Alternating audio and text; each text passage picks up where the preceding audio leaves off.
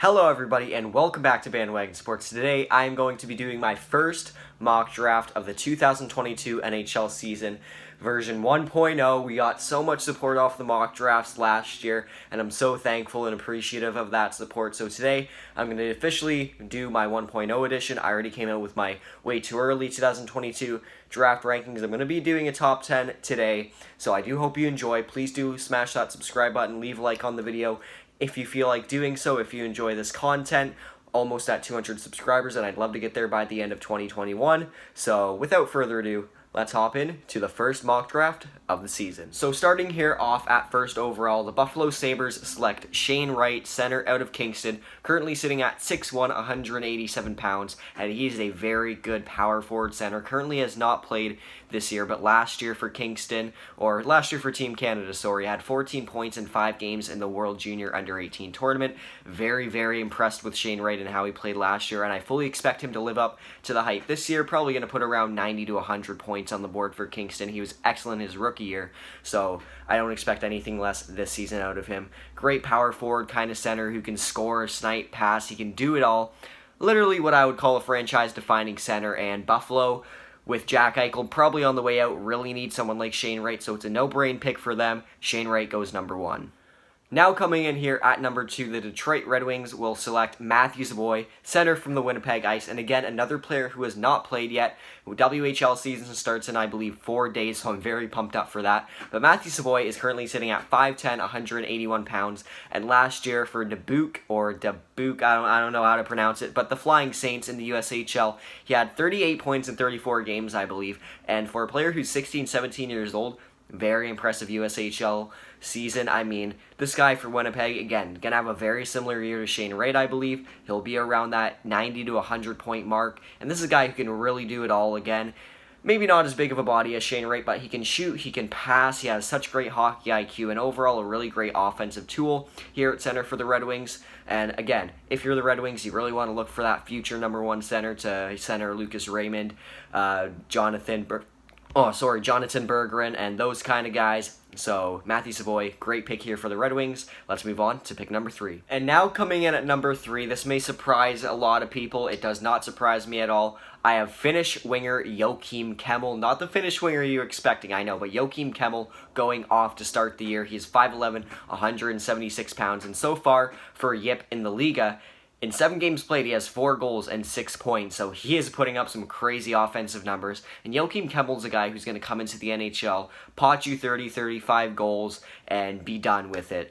Excellent scoring winger, Joakim Kemell. He's scored everywhere where he's played, and that's no exception this year in the Liga. An overall really great skill set offensively. That's what Kemell's going to give you, and Arizona really does need all the offensive players they can get to kind of revamp their rebuild. They got Dylan Guenther in the 2021 draft. He's looking great in preseason and in training camp, and Joakim Kemell is his opposite winger, so that could be a really great 1-2 combo right there in the future for Arizona. So Joakim Kemell is going number 3 to the Arizona Coyotes. And now coming in at number 4, the Columbus Blue Jackets will select defenseman Simon Nemec from Slovakia. Currently, Simon Nemec is my top-ranked defenseman in this draft, and he is a really good one. 6'1", 192 pounds so far, and he is scoreless in 2 games to start his season in the Slovakian League for HK Nitra, but he is +4. He's playing very good defensively, and Simon Nemec is pretty much going to be the 2A defenseman of the future.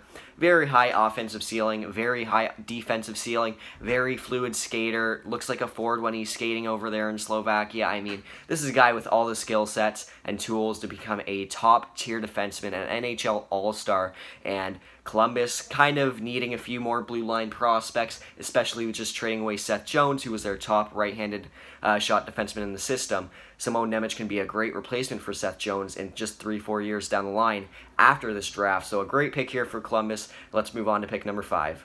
And now here coming in at number 5, the Anaheim Ducks select Frank Nazar, right winger from the USNDP program, currently sitting at 5'10", 174 pounds, but despite his smaller size, in 5 games, Nazar has 6 goals, 3 assists for 9 points to start his USNDP U18 campaign.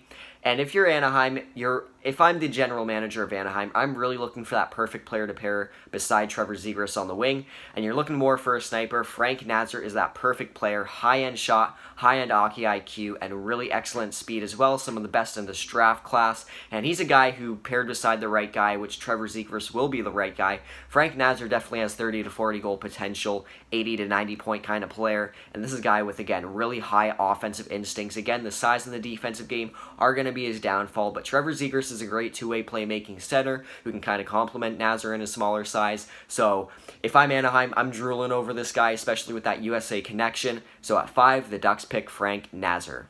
And now coming in at number 6, I have Finnish/Canadian center/winger Brad Lambert. And you might think this is a way too low for Brad Lambert. Just wait until you see what he's done this year in the Liga. He is 6 foot, 179 pounds, and again has that dual position to his name. But in 7 games so far in the Liga, he only has 1 assist. He is a -4. He's not showing that he's deserving to be a top 3 pick in this draft. And last year, San Jose snagged up William Eklund. Excellent steal for them. This year at number 6, San Jose is going to snag up Brad Lambert and really hope that he does reach that elite level potential that, you know, he's been credited to begin this year. And maybe he'll pick it up this year and rise in the rankings again. But so far, I have him at 6. A player with some really great offensive potential. And again, he has that great size. He can make defensive plays as well. But really that offensive game is where you're looking with his high-end instincts, high-end IQ, and an overall great player all around the ice. He has that dual position credibility. I mean, Brad Lambert's just an overall really solid player. Even though he's not showing great stats and great play so far to begin the year, it might just be the rust. He just has to shake it off. And I still have him going here at 6 of the San Jose Sharks, who are known to take steals, and Brad Lambert might just be one of them. So let's move on to pick number 7. So now at number 7, the New Jersey Devils are selecting Czech-born defenseman David Jiricek. And I really like David Jiricek almost as much as I like Simone Nemec. You know, another guy with great size, currently sitting at 6'3", 176 pounds, again, born in the Czech Republic. And this year, in 6 games in the Czech Republic, he has 2 goals, 4 points. He's currently sitting at a -2, but despite that -2, his defensive game has gotten better over the past few matches. And David Jiricek, another guy with some high-end offensive and defensive ability. I mean, he's going to be a great two-way defenseman, and if you're New Jersey, you're kind of looking to bulk up that defensive core a little bit, especially on the right-handed side. David Jiricek is a right-handed shot defenseman, because really when I'm looking at that right-handed side for New Jersey, you really only have David Severson long-term. I don't know anyone else in that system that's going to fill in a number 1 role.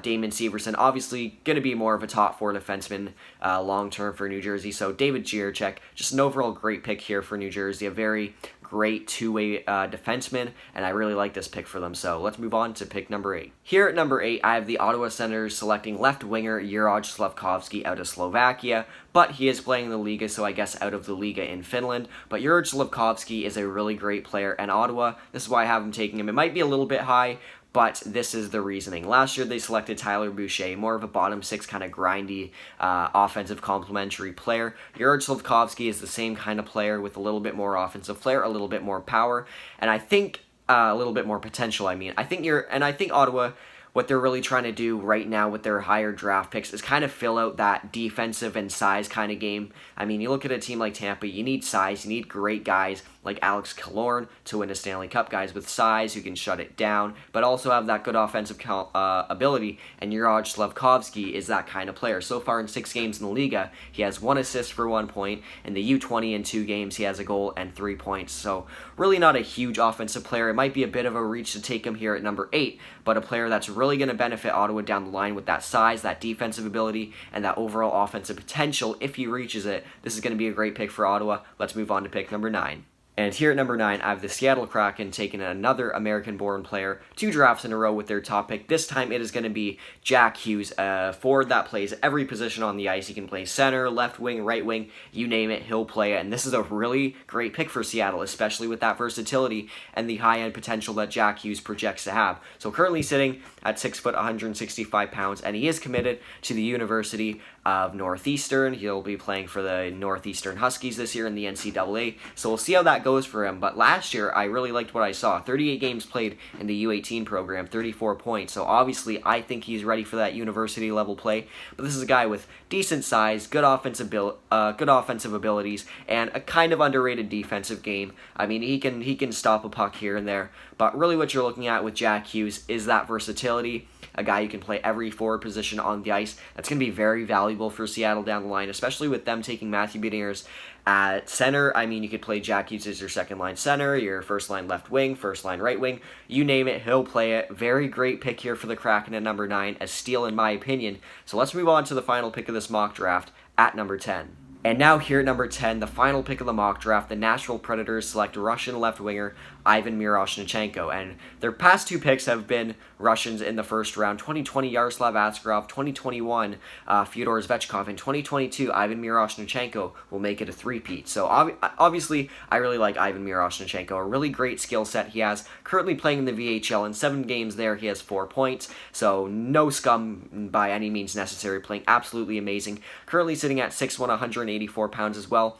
Ivan Miroshnichenko is a very complete player, kind of like a Fyodor Zvechkov last year. Obviously, the defensive capabilities aren't up to Fyodor Zvechkov's standards, but with that defensive compromise, you're going to get a little bit more offense, which is kind of what you want out of your wingers. And if your wingers can provide you with any amount of defense, that's really valuable to a team. I think Nashville's going to look at a guy like Miroshnichenko and think of that Russian connection with him and Zvechkov, and I think it's going to be a really good pairing down the line. So that is it for this mock draft, and I hope you enjoyed. So as I said, that is going to do it. This first mock draft, I'm only doing top 10. I don't want to go top 15 picks because obviously the NHL season hasn't even started. I don't even know the order, and half of these guys haven't even began playing yet, and if they have, it's been like 1 game, so I don't want to do a full 15-team pick simulation here, mock draft or whatever, so I'm just doing the top 10 picks, but nonetheless, I do still hope you guys enjoyed this video, and I hope you do kind of have an idea of where I'm ranking these guys, and kind of what the team needs and team values are right now, and kind of what you're going to see long-term with these player picks, positions, I don't even know. But anyways, I do hope you guys enjoyed this video. Please do leave a like and subscribe if you feel like it, if you enjoyed this video. If you made it this far, well, hey, you got it all the way. So thank you all so much for watching, and I will see you in the next Mock Draft 2.0 edition. But for now, bye.